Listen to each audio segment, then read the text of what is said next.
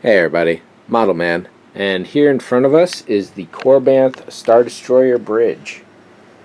This thing is just under 2 feet wide. It should be just under a foot tall and just over maybe a foot and a half deep going this way once the neck piece goes in place all the way out to there. Paint can to show you the relative size. The dome here is just about as big as a baseball. It comes in 2 pieces. And it's definitely hefty. I'm probably going to have to hollow some of this out because that's a lot of weight right there, and I'd like to reduce that somewhat. Everything's pretty much in pairs. Left, right, top, bottom, sides, front, back. And the neck, of course, hiding down here, and a couple other pieces as well. One piece, this guy here, which is the port side rear, had some issues going on where there was some kind of contaminant on the surface. And once I removed that, I found that a lot of the details had simply gone away. Over on the back side, an interesting phenomena is that you can probably see all this crackling here. Even though this was cast a week ago, I can still thumbnail out a whole bunch of resin goop. So something about that hit it and it didn't cure right. Given that this is an open face mold, which means essentially the shape is on the bottom and you simply pour resin in the top and let it sit, which is why all the bubbles are showing up like this. And there's a bit of a meniscus edge around the whole thing.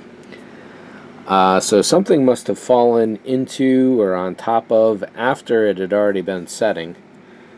Whatever it was, it made the resin so that it's not going to set ever, most likely. And on the front, especially in this area here, but the whole thing had smeared all over the place.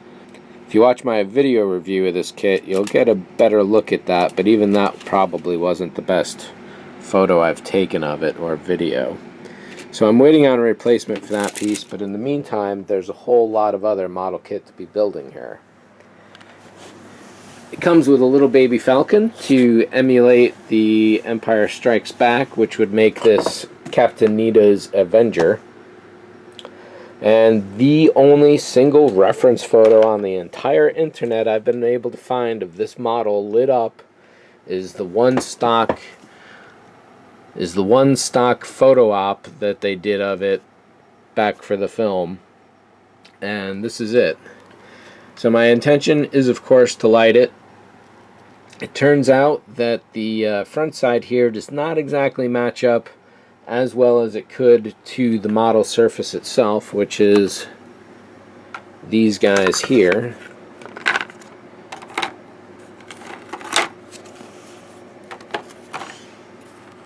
So a lot of the details are really good and accurate. There's a few pieces that get glued onto this front here, and that'll change the shape of it, relatively speaking. But ballpark, everything is generally there, and it comes down to me figuring out where I want to put the lights. In a lot of cases, there are already some round circles, such as those there, few there, those 4 over there. There's a whole series of them somewhere over here. Or is it? No, over here. So there's a lot of opportunities for places to put things, and then there's a few air bubbles as well that also could be turned into lights. So lots of possibilities. I probably won't be able to go accurate like this. However, one thing I will be doing accurately is both warm white and red LEDs. And there are a lot of red on there. You wouldn't think looking at it otherwise, and I bet on a higher resolution photo you'd see even more little ones. I spent a couple hours just looking over the pieces, looking at all the really fine details, and trying to figure out where I want to drill all the fiber optic holes. So there are a number of really good opportunities on all the pieces pretty much.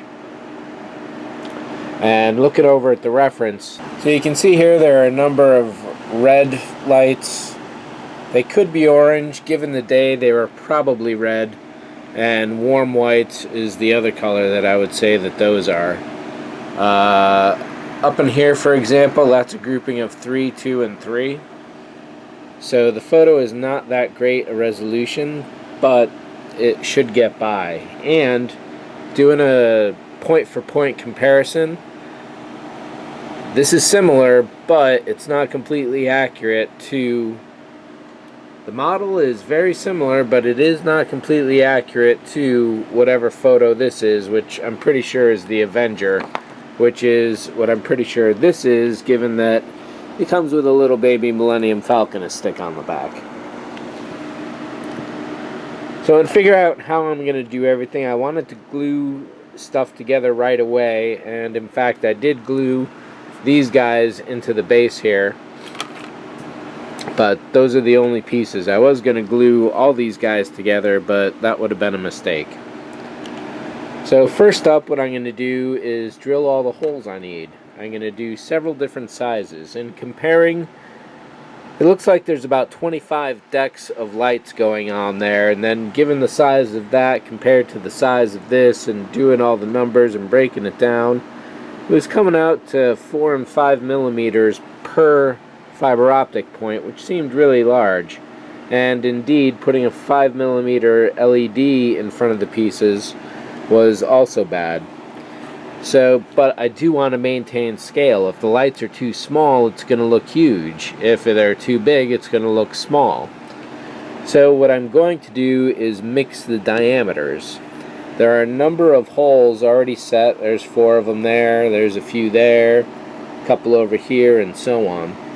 They're all different sizes, probably 3 different sizes is what I'll do. Fewer very big ones, lots of little ones, and a medium amount of medium ones.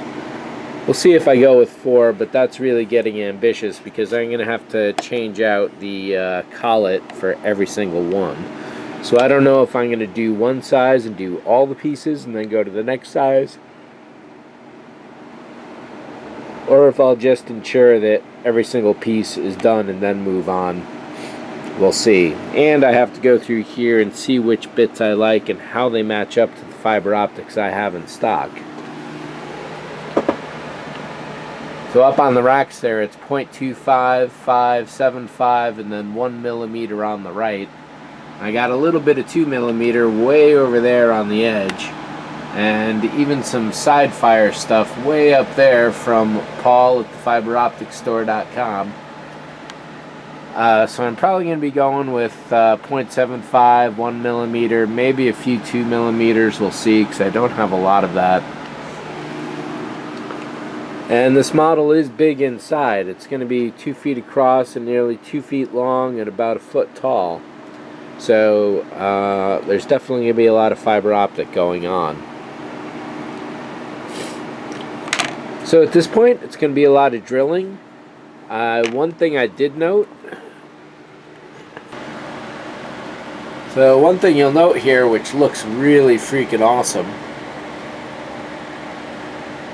is that even though this was primered, there is a glow coming through. So I'll be painting the back black, and I'll also be painting the front black, and then I'll be going white over that, and then it's pretty much done.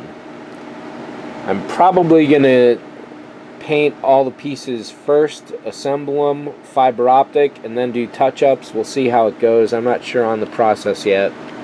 And there are a lot of little notes to go along. There's 130 pieces or so. So it's not like it's a simple kit. There are a lot of big pieces, but a lot of finickiness to go along as well. So let me get up, I'll start drilling, and we'll go from there.